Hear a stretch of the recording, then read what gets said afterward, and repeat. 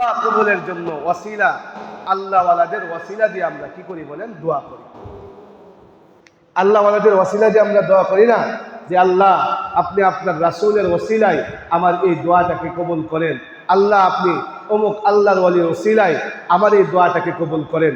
এভাবে আমরা আল্লাহ তাআলার কাছে কি করি বলেন? দোয়া করি। তাহলে আল্লাহর ওয়ালিদের ওসিলা দিয়া দোয়া করা এটা বৈধ কিনা, এই বিষয়ে এখানে একটা কি আসে বলেন? মাসআলা আসে। বর্তমান সময়ে একটা গ্রুপ আছে যারা ওয়াসিলাকে শিরিক বলে, যে ওয়াসিলা দিয়া দোয়া করা এটা কি বলেন? শিরিক।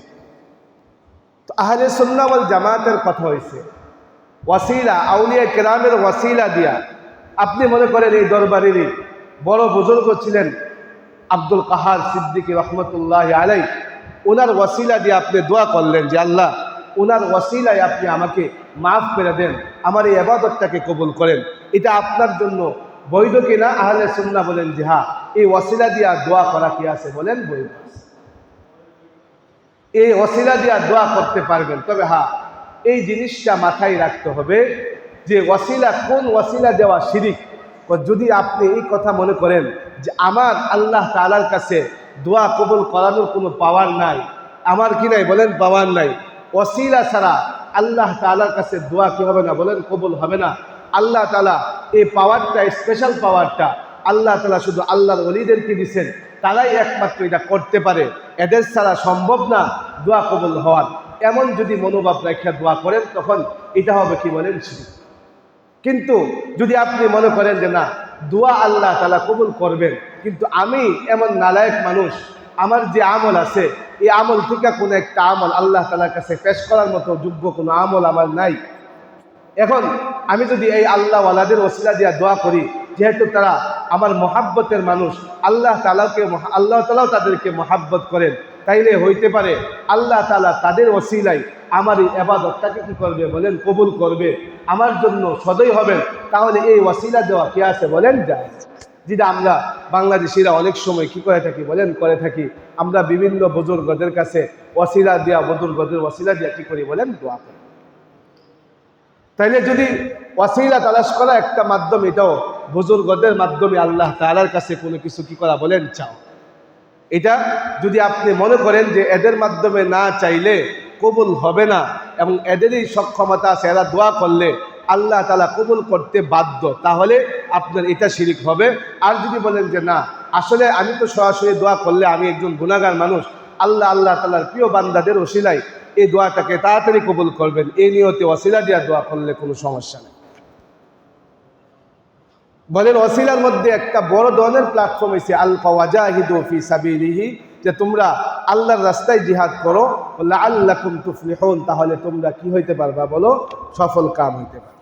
আর যদি তোমরা আল্লাহকে ভয় না করো, আল্লাহ তাআলার আল্লাহ তাআলাকে যদি ভয় না করো, আল্লাহর বিধি নিষেধ যদি না মাইনা সন্তান এবং নিজের পরিবার, নিজের ক্যারিয়ারের উপরে যদি তুমি নির্ভর কইরা হালাল হারাম সম্পদ অর্জন করো, আল্লাহ তাআলাকে যদি তুমি অস্বীকার করো, বলে ইন্নাল্লাযীনা কাফারু, নিশ্চয়ই যারা আল্লাহকে অস্বীকার করে, অস্বীকার মানে আল্লাহ তাআলাকে ভয় করে না, আখিরাতের প্রতি ঈমান আনে না, তাকওয়া অবলম্বন করে না, এবং হালাল হারাম না বাইচা টাকা কামাই করে, লাউ আন্না লাহুম মা ফিল আরদি জামিয়া, তো দুনিয়াতে যা কিছু আছে সবগুলোর মালিক যদি সে হয়ে যায়, কোনো জায়গায় আছে মিলউল আরদি যাহাবান, পুরা দুনিয়া ভর্তি যদি স্বর্ণের মালিকও যদি সে হয়ে যায়, ওয়া মিসলাহু মা, এবং এর অনুরূপ আরো সম্পদের মালিকও যদি সে হয়ে যায়, লিয়াফতাদু বিহি মিন আযাবি ইয়াউমিল কিয়ামা, সে যখন জাহান্নামে যাবে, কিয়ামতের দিন যখন তার সামনে আযাব আইব, এই আযাব থেকে মুক্তি পাওয়ার জন্য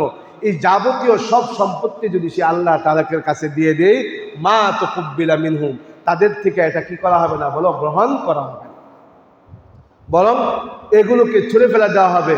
এইগুলো তাদের কোনো কি আসবে না বলেন? লান তুগনি আনহুম আমওয়ালুহুম ওয়া আওলাদুহুম শাইআ মিনাল্লাহি শাইআ, আল্লাহর আযাব থেকে রক্ষা করার ক্ষেত্রে তার এই অঢেল ধন সম্পদ এবং সন্তান এগুলো কিচ্ছু কি আসবে না বলেন? কাজে আসবে না। ওয়া লাহুম আযাবুল আলীম, তাদের জন্য থাকবে যন্ত্রণাদায়ক কি বলেন? শাস্তি। যখন জাহান্নামে কাফেরদেরকে ঢুকানো হইব, কাফেররা এই জাহান্নাম থেকে বের হওয়ার চেষ্টা করতে থাকবে, ইউরিদুনা আন ইয়াখরুজু মিনান নার, তারা জাহান্নাম থেকে বের হওয়ার চেষ্টা করবে, ওয়ামা হুম বিখারিজিনা মিনহা, তারা এই জাহান্নাম থেকে কখনোই আর বের হতে পারবে না। কত আফসোসের একটা জিন্দেগি দেখেন। মুমিন যদি কালিমা পড়া থাকে, জাহান্নামে গেলেও সে জান্নাতে আবার ফিরে আসবে, কিন্তু কাফের প্রতিদিন প্রতিটা মুহূর্ত সে জাহান্নামের আযাব ভোগ করতে হবে। কিয়ামতের পরে যখন ফাইসালা হয়ে যাবে, আর কখনোই কোনো কাফের জান্নাতে কি করতে পারবে না বলেন, ফিরে আসতে পারবে না। আল্লাহ বলেন ওয়ালাহুম আযাবুম মুকিম, তাদের জন্য থাকবে স্থায়ী আযাব।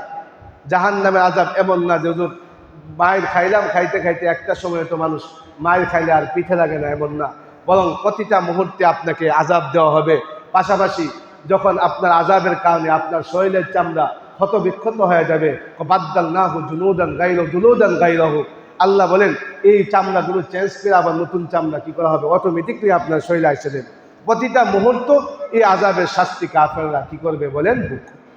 তাহলে আল্লাহ তাআলা আমাদেরকে আল্লাহর তাকওয়া অর্জন করার এবং পাশাপাশি ওয়াসিলা আল্লাহ তাআলার নৈকট্য লাভের জন্য বেশি বেশি ওয়াসিলা অন্বেষণ করার, বেশি বেশি নেক কাজ করার এবং আল্লাহর রাস্তায় মাজলুমদের পক্ষে কাফেরদের বিরুদ্ধে জিহাদ করার তৌফিক আল্লাহ তাআলা আমাদেরকে দান করুন। আমি আপনাদের সামনে যে আয়াত তেলাওয়াত করেছি সূরা তাওবার এবং রাসূল সাল্লাল্লাহু আলাইহি ওয়াসাল্লামের যে হাদিস তেলাওয়াত করেছি, এই হাদিস এবং আয়াতের মৌলিক বিষয় হলো আশুরার দিন যেটা আছে, মুহররমের মাস, পাশাপাশি আশুরার দিনের তাৎপর্য এবং গুরুত্ব সম্পর্কে আলোচনা করা। এই যে মাস আমাদের চলতেছে আরবি মাস, আল্লাহ বলেন ইন্না ইদ্দাতাশ শুহুরি ইনদাল্লাহি 12 শাহরা, মাসের সংখ্যা, নিশ্চয়ই মাসের সংখ্যা আল্লাহ তাআলার কাছে কয় মাস বলেন, ইদ্দাতাশ শুহুর, মাসের সংখ্যা হলো আল্লাহ তাআলার নিকট 12 শাহরা, 12 মাস। কয়টা? 12টা। এটা ফি কিতাবিল্লাহি ইয়াউমা খালাকাস সামাওয়াতি ওয়াল আরদ, আসমান এবং জমিন যেই দিন সৃষ্টি করছেন আল্লাহ তাআলা, ওই দিন থেকেই কিতাব তথা লৌহে মাহফুজের মধ্যে লেখা আছে যে মাসের সংখ্যা হলো কয়টা বলেন, 12টা। এর মধ্যে 12 মাস যেগুলো আছে আরবি মাসের, এই 12 মাসের প্রথম মাস হলো কি বলেন, মুহররম মাস।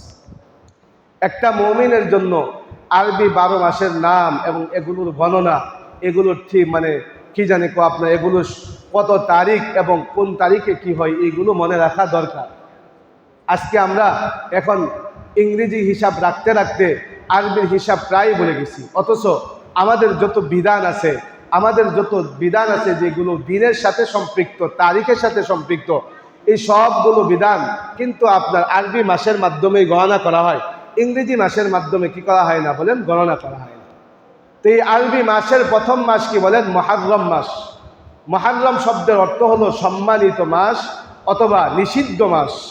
কারণ এরপরে বড় অংশে আল্লাহ তাআলা বলেন যে মিনহা আরবাআতুন হুরুম, এই 12 মাসের মধ্যে 4টা মাস আছে যে মাসের মধ্যে আল্লাহ তাআলা নিষিদ্ধ করছেন, কিতা বলে হারাম মাস, সম্মানিত মাস 4টা আছে, যে মাসের মধ্যে যুদ্ধ করা, যুদ্ধ বিগ্রহ করা, অন্যায় করা, পাপাচার করা, এগুলো সবগুলো কি বলেন, নিষেধ।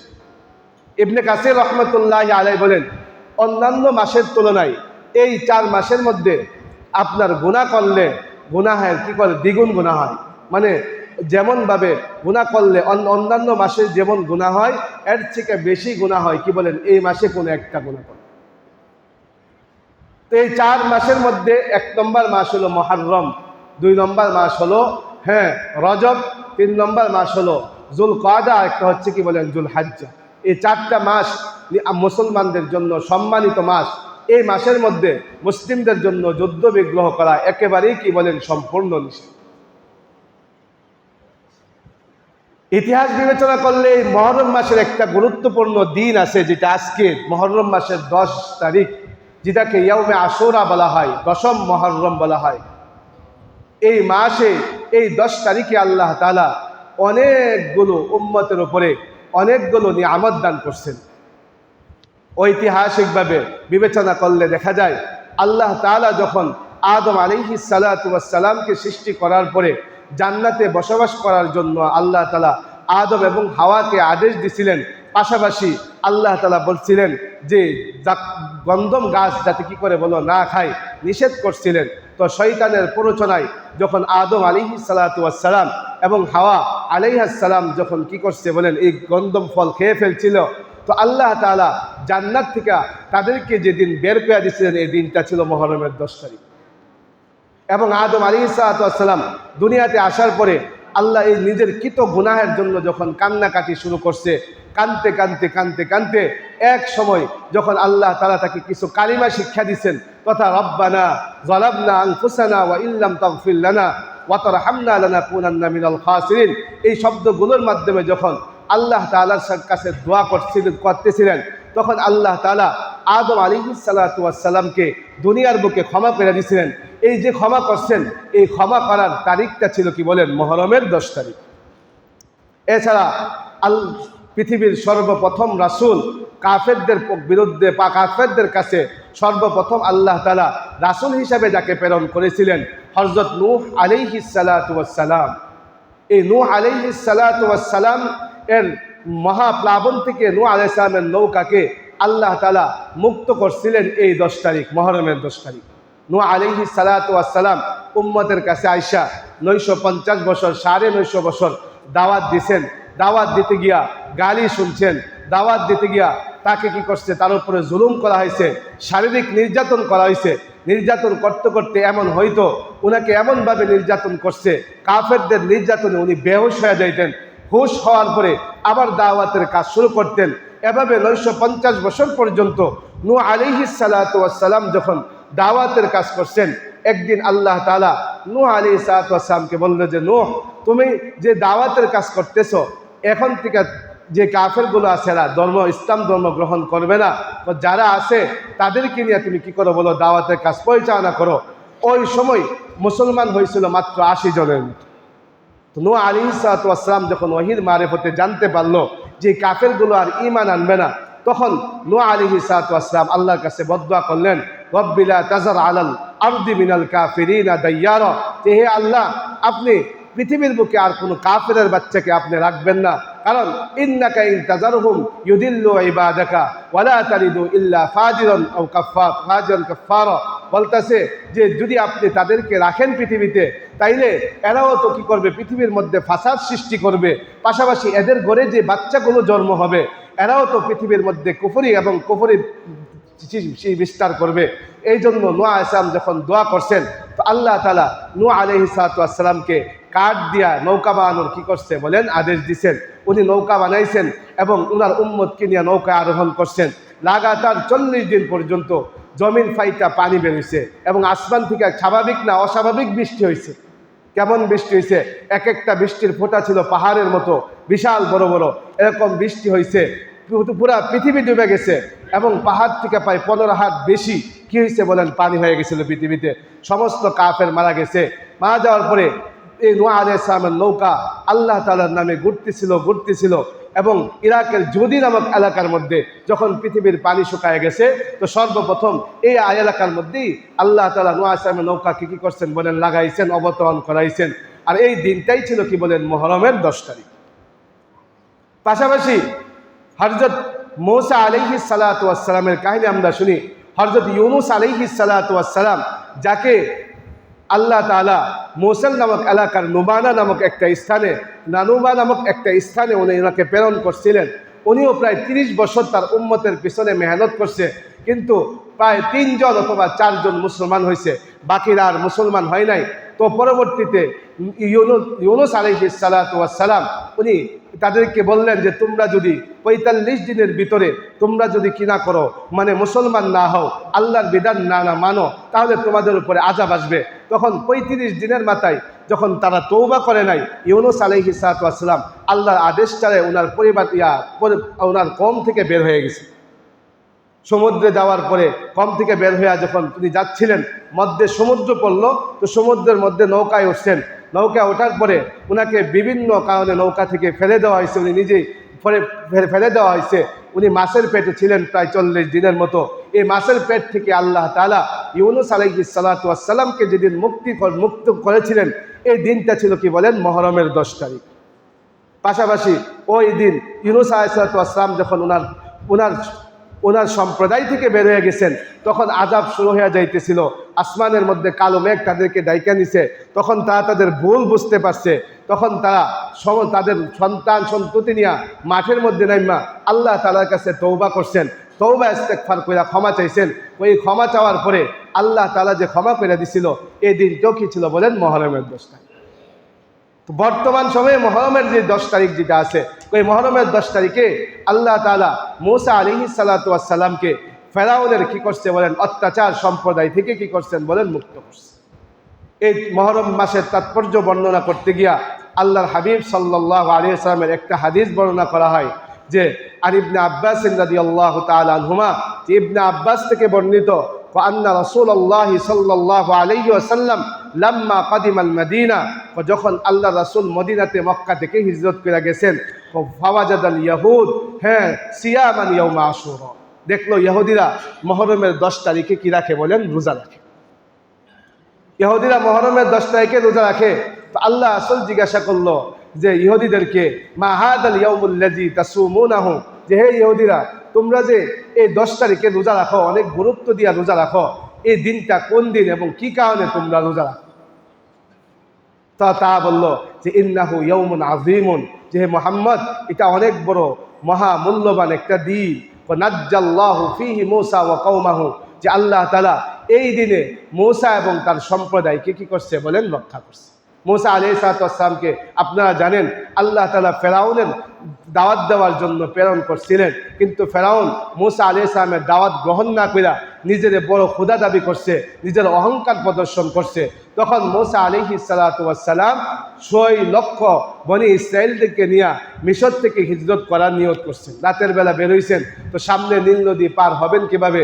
পিছনে ফেরাউন মূসা আলাইহিস সালামের বাহিনীদেরকে, মূসা আলাইহিস সালামের যা সম্প্রদায় যারা আছে এদেরকে ধ্বংস করার জন্য মতান্তরে 16 লক্ষর মতো বাহিনী নিয়ে গেছে, যে আজকে মূসার বাহিনীকে আর আমরা একটাকেও কি করব না বলেন? রাখবো না। তো আল্লাহ তাআলা ওহী পান করছেন, বলছে ফাওহাইনা ইলা মূসা আনিদ্রিব বিহাসাকাল বাহার, যে আল্লাহ বলেন যে আমি মূসার কাছে ওহী প্রেরণ করলাম যে তুমি এই সমুদ্রের মধ্যে আঘাত দাও। তো সমুদ্রের মধ্যে আঘাত দেওয়ার পরে 12টা রাস্তা বাইরে গেছে, কাদাযুক্ত রাস্তা না, একেবারে শুকনা রাস্তা বের হয়েছে। মূসা আলাইহিস সালাম তার উম্মতকে নিয়ে এই রাস্তা পার হইয়া চলে গেছেন। তখন ফেরাউন নদীর পাড়ে দাঁড়ানো ছিল। জিবরাইল আলাইহিস সালাম, ফেরাউনের যে ঘোড়া ছিল এটা ছিল পুরুষ, জিবরাইল আলাইহিস সালাম একটা মহিলা ঘোড়া নিয়ে আসছেন। উনি যখন ঘোড়া চালাইছেন, পুরুষ ঘোড়া একটা আদত হয়েছে মহিলা ঘোড়ার পিছনে ছোটা। তো সাথে সাথে ফেরাউনও রওনা হয়েছে এই রাস্তা দিয়েই। মাছ নদীতে যখন চলে গেছে, রাস্তা অটোমেটিকলি কি হয়ে গেছে বলেন? মিলে গেছে, নদীর পানি একটার সাথে একটা মিলে গেছে। তো ফেরাউন ওইখানে ডুইবা মারা গেছে। ইহুদিরা বলেন যে বলতেছে নাজ্জাল্লাহু ফীহি মূসা, যে আল্লাহ তাআলা মূসা আলাইহিস সালামকে এই দিনে মূসা এবং মূসার সম্প্রদায়কে কি করছিলেন বলেন? মুক্তি দিছিলেন। পাশাপাশি ওয়া আগরাকা ফিরআউনা ওয়া কওমাহু, ফেরাউন এবং তার সম্প্রদায় যারা আছে এদেরকে আল্লাহ তাআলা এই দিন কি করছিলেন বলেন? ডুবায় মারছিলেন। এই জন্য ফাসামা মূসা শুক্র, মূসা আলাইহিস সালাম পুরা জীবনে উনি মুহররমের 10 তারিখ আল্লাহ যে তাদেরকে দুশ্মন থেকে বাঁচাইছিল, এই শুকরিয়া আদায় করাতে মূসা আলাইহিস সালাম রোজা রাখতেন। ইহুদিরা বলেন ফানাহনু নাসুমুহু, এই জন্য আমরাও মুহররমের 10 তারিখ কি রাখি বলেন? রোজা রাখি। আল্লাহ রাসূল সাল্লাল্লাহু আলাইহি ওয়াসাল্লাম যখন শুনছে, সৈন্য করেছে, আরে তোমরা তো মূসারে কিছু মানো না, তোমাদের তাওরীত এখন তো বিকৃত তাওরীত। কত মূসা আলাইহিস সালাম যেহেতু রোজা রাখছে, ফানাহনু আহাক্কু ওয়া আউলা বিমূসা মিনকুম, যে আমরা তো অধিক হক রাখি তোমাদের থেকে মূসার অনুসরণ করা এবং মূসার সাথে তাল মিলায়া এই আশুরার দিনে কি করা বলেন? রোজা রাখা। এই জন্য ফাসামা রাসূলুল্লাহ ওয়া আমারা বিসিয়ামিহি, জীবদ্দশায় আল্লাহ রাসূল হিজরতের পর থেকে ধারাবাহিকভাবে উনি কি করতেন বলেন? আশুরার দিন রোজা রাখতেন, পাশাপাশি উম্মতকে আশুরার দিনে রোজা রাখার কি করতেন বলেন? আদেশ দিতেন। তাহলে এই আশুরার রোজা রাখার ক্ষেত্রে আমরা একটা শিক্ষা অর্জন করতে পারি, এটা হচ্ছে শুকরিয়া আদায় করা। আশুরা মানে আল্লাহ তাআলার শুকরিয়া আদায়ের থেকে করা বলেন? রোজা রাখার যে বিষয়টা আছে। কারণ ইহুদিরা যেহেতু মূসা আলাইহিস সালাম ওই দিন মুক্তি লাভ করেছিলেন, এই জন্য এই শুকরিয়া আদায় করার জন্য কি করতেন বলেন? রোজা রাখতেন। আমরা যেহেতু মুমিন, মূসা আলাইহিস সালাম হকপন্থী ছিলেন, আর আমরাও তো হকপন্থী, আমাদের মূসার সাথে কালেকশন হচ্ছে হক্কানিয়তের, হকপন্থী তার। এই জন্য আমাদেরও শুকরিয়া আদায় কি করি? আমরা এখানে আশুরার দিন রোজা রাখি। আশুরার দিন রোজা রাখলে কি লাভ? আল্লাহ হাবিব সাল্লাল্লাহু শুধু আশুরার দিন না, এই মুহররম মাসের প্রত্যেকটা রোজাই আল্লাহ তাআলার কাছে রমজানের পরে যে রোজা আছে রোজার মধ্যে সর্বশ্রেষ্ঠ রোজা। আল্লাহ রাসূল হাদিসের মধ্যে বলেন, আফজলুস সিয়ামি বাদা রমাদান, রমজানের পরে সর্বোত্তম রোজা হলো শাহরুল্লাহিল মুহাররম, মুহাররম মাসের যে রোজাগুলো আছে এই রোজা। এর মধ্যে আবার সর্বশ্রেষ্ঠ রোজা হলো কি বলেন? আশুরা রোজা। পাশাপাশি ওয়া আফজলুস সালাতি বাদাল ফরিদা সালাতুল লাইল, নফল যে ফরজ যে নামাজ আছে এই নামাজের পরে সর্বোত্তম নামাজ হলো কি বলেন? তাহাজ্জুদের নামাজ। এই তাহাজ্জুদের নামাজ এটা আল্লাহ তাআলার সাথে বান্দার নৈকট্য লাভের বড় একটা মাধ্যম। আশুরা রোজা রাখলে কি লাভ? হাদিসের মধ্যে আল্লাহ রাসূল সাল্লাল্লাহু আলাইহি ওয়াসাল্লাম বলছেন যে, হাদিসের মধ্যে বলছেন যে সিয়ামু ইয়াউমা আশুরা ইন্নী আহতাসিবু আলাল্লাহ আন ইউকাফফিরা সানাতাল্লাতী ক্বাবলা, যে আশুরার যে রোজা আছে এই যে রোজা আছে রোজা রাখলে আমি আশাবাদী আল্লাহ তাআলা তার সামনের 1 বছরের কি করবেন বলেন? নফল 1 বছরের গুনাহ আল্লাহ তাআলা কি করবেন বলেন? মাফ করে। কোন কোন রিওয়ায়াতের মধ্যে আছে হ্যাঁ মানে 1 বছরের আগের গুনাহও কি করবেন? আল্লাহ তাআলা মাফ করে দিবেন। কথা, আপনার যত সগীরা গুনাহ যেগুলো আছে যেগুলো হয়ে যায় এই সমস্ত গুনাহ সবগুলো আল্লাহ তাআলা 1 বছরের এই আশুরার রোজা রাখার দ্বারা কি করবে বলেন? মাফ করে দিবেন। এখন আশুরা রোজা কেমনে রাখবেন, কয়টা রাখবেন, এই ব্যাপারেও হাদিসের মধ্যে আছে। ইবনে আব্বাস বলেন যে লাম্মা সামা রাসূলুল্লাহ ওয়া আমারা বিসিয়ামিহি, যখন আল্লাহ রাসূল সাল্লাল্লাহু আলাইহি ওয়াসাল্লাম রোজা রাখছেন, আশুরা রোজা রাখতেছিলেন এবং উম্মতকে আশুরা রোজার জন্য আদেশ দিতেছিলেন যে রাখো তোমরা রোজা, তখন সাহাবায়ে কেরাম বলল, আল্লাহ রাসূল আপনি তো ইহুদিদের নাসারাদের সাদৃশ্যতা অবলম্বন করতে নিষেধ করছেন। ইন্নাহু নিশ্চয়ই আশুরার দিনটা ইয়াউমুন ইউআজ্জিমুহুল ইয়াহুদ ওয়ান নাসারা, যে এটা তো এমন একটা দিন যে দিনটাকে ইহুদিরাও সম্মান করে, আবার নাসারাও কি করে বলেন? খ্রিস্টানরাও সম্মান করে। তো আমাদের এমন একটা আমল এই দিনে করা দরকার যাতে ইহুদি এবং নাসারাদের আমলের সাথে আমাদের একটা কি হয় বলেন? পার্থক্য হয়। আল্লাহ রাসূল যখন এই জিনিসটা শুনছেন তখন রাসূল এটা মাথায় নিয়ে বলছেন যে ফাইদা কানাল আমুল মুকবিল সুমতুত তাসিয়া, হ্যাঁ যদি সামনের বছর আসে তাহলে আমি 9 এবং 10 এই 2 দিন কি করব, 9 তারিখেও কি করব, 10 তারিখের সাথে 9 তারিখেও কি করব বলেন? রোজা রাখব। এখান থেকে মুহাদ্দিসিন কেরাম এবং ফুকাহা কেরাম মাসআলা বের করেন যে 9, 10 না 10, 11 সহ, হয়তো 9 আর 10 অথবা না কি বলেন 10 এবং 11 এই 2 দিন কি করতে হবে? মুহররম মাসে রোজা রাখতে হবে। এখন যদি কেউ যে আজকেই রাখলাম একটা রোজাই রাখলাম 10 দিন আর বাকি একটা রোজা রাখলাম না, তাহলে রোজা হবে কিনা? হ্যাঁ, আশুরা রোজা হয়ে যাবে, তবে এটা কি হবে বলেন? মাকরুহ। এজন্য ইহুদিদের যাতে সাদৃশ না হয়, ইহুদিদের আমল এবং আমাদের আমলের মধ্যে তফাৎ তৈরি করার জন্য আপনার কি করতে হবে বলেন? আশুরার দিনে কয়টা রোজা রাখতে হবে? 10 অথবা 9 অথবা 9, 10 অথবা 11 এই 2 দিন আমাদের কি করতে হবে বলেন? রোজা রাখতে হবে। যদি রোজা রাখি তাহলে আল্লাহ তাআলা আমাদের সামনের 1 বছরের গুনাহ কি করবেন বলেন? মাফ করবেন। কিন্তু আফসোসের বিষয় হলো উম্মত আশুরা দিয়া যে শিক্ষা নেওয়া দরকার ছিল, যে আশুরার মূল তাৎপর্যতা কি আমাদের ছিল, এই উম্মত এইগুলো শিক্ষা না নিয়া একটা দুর্ঘটনা এবং উম্মতের জন্য বিশাল বড় আফসোসের একটা ঘটনাকে কেন্দ্র করে সমাজের মধ্যে অনেক বেদাত এবং কুসংস্কারের বিস্তার লাভ করাচ্ছে। আশুরার সাথে কারবালার ইতিহাস, হয়তো কারবালার ইতিহাস এই 10 তারিখে হয়েছে। হুসাইন রাদিয়াল্লাহু তাআলার শাহাদাতের তারিখ ছিল 10 তারিখ, কিন্তু এই আশুরার আমল আল্লাহর রাসূল যেই কারণে করছেন, কোন কারণে বলেন? মূসা আলাইহিস সালাতু ওয়াস সালামকে আল্লাহ তাআলা বিপদ থেকে বাঁচাইছেন, শুকরিয়া আদান। মূসা আলাইহিস সালাতু ওয়াস সালাম এই আমলটা করছিলেন, রোজা রাখছিলেন শুকরিয়া আদায় করার জন্য। আল্লাহ রাসূলও এই শুকরিয়া আদায় করার জন্য, শুকর আদায় করার জন্য এইগুলো করছেন। কিন্তু উম্মত আজকে আশুরাটাকে এই কারবালার ইতিহাসের সাথে সম্পৃক্ত করে দিচ্ছে। হ্যাঁ, এটা মুসলমানদের জন্য বড় দুঃখের জিনিস। আল্লাহর রাসূলের একজন প্রিয় মানুষ, যার ব্যাপারে আল্লাহ রাসূল বলছেন সাইয়্যিদু আহলিল জান্নাহ, হ্যাঁ শাবাবি আহলিল জান্নাহ, যে তারা যুবকদের জান্নাতের যুবকদের কি হবে বলেন? সর্দার হবে। উনি এই মাসে কি করছে বলেন? শাহাদত বরণ করছে। তো বলবেন যে হুজুর শাহাদত বরণ করছে, এটা তো একটা দুঃখের বিষয়। হ্যাঁ, এটা আমরা দুঃখ মনে করি। তো মুমিনের দুঃখ হইলে এরকমভাবে মাতম করা এবং নিজেদের বুক ফাটিয়ে ফেলন, বিভিন্ন মূর্তির আকৃতি দিয়া ঘোড়া ইত্যাদি বানায়া হাই হোসাইন হাই হাসান এরকম ভাবে মাতম করার যে নীতি আছে এটা তো না। উম্মতের নীতি হলো কি, যদি কোনো মুসিবত আসে নিজের উপরে কি পড়া বলেন? ইন্না লিল্লাহ, ইন্না লিল্লাহ পড়া না। আপনার যদি কোনো মুসিবত আসে অথবা কোনো মুসিবত দুঃখের কোনো কাহিনী হয়, তাহলে এখানে আপনার মূলনীতি হলো ইন্না লিল্লাহ পড়া। আর যারা গত হয়ে গেছে তাদের ক্ষেত্রে তো ইন্না লিল্লাহ বলারও দরকার নাই, এবং তাদের জন্য দোয়া করা এবং তার শাহাদতটা যাতে উম্মতের জন্য কি হয় বলেন, কবুল হয়, উম্মতের হেদায়েতের জরিয়া হয়, এই জন্য দোয়া করা। কিন্তু আজকে এর নাম দিয়া আমরা হাজারো বেদাত কুসংস্কার সমাজের মধ্যে কি করি বলেন না। এই যে আপনি মাতম করেন, মাতম করাটার দ্বারা কি ক্ষতি হয় জানেন? আল্লাহ রাসূল বলছেন, লাইসা মিন্না মান লাতামাল খুদুদা ওয়া শাক্কাল জুবুবা ওয়া দাওয়া বিদাওয়াল জাহিলিয়া। আল্লাহ রাসূল বলেন, ওই ব্যক্তি আমার উম্মতের অন্তর্ভুক্ত না যে কি করে বলেন লাতামাল খুদুদা, যে গাল থাপড়ায়, মাতম করার জন্য গাল থাপড়ায়, বুকের মধ্যে আঘাত করে, এবং জাহিলি জমানার যে পথায় যে মাতম আছে এইগুলো করে। আল্লাহ রাসূল বলেন যে এইগুলো যে করবে সে আমার উম্মতের অন্তর্ভুক্ত না। রাসূল উম্মতের অন্তর্ভুক্ত না আপনাকে ঘোষণা দেওয়া যাইতেছে, আর আপনি এইগুলোর মধ্যে ইসলাম এবং নিজের জীবনের সফলতা খুঁজতেছেন। এটা আপনার জন্য সফলতা না, বরং এটা আপনার জন্য বিফলতা কুফলতা বয়ে আনবে পৃথিবী। এই জন্য এই উম্মতের শিক্ষা কি ভাই বলেন? আশুরার দিন আমাদের শিক্ষা হলো রোজা রাখা, 9 তারিখ অথবা 10 তারিখ অথবা 10 তারিখ অথবা 11 তারিখ রোজা রাখা, বাস অতটুকুই আমাদের আমল। অন্য কোনো কিছু এই আশুরার দিনে আমল আমাদের আকাবির সাহাবায়ে কেরাম, তাবেঈন এবং অন্যান্য যারা বুজুর্গানে দিন আছে এদের থেকে কিনা বলো এছাড়া অন্য কোনো আমল কিনাই বলেন বর্ণিত নাই।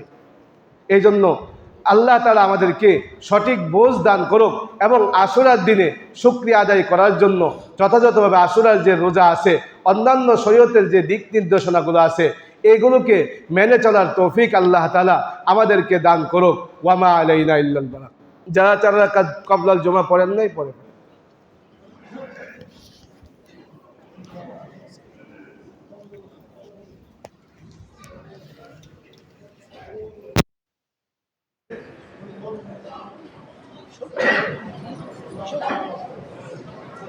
ঠিক আছে।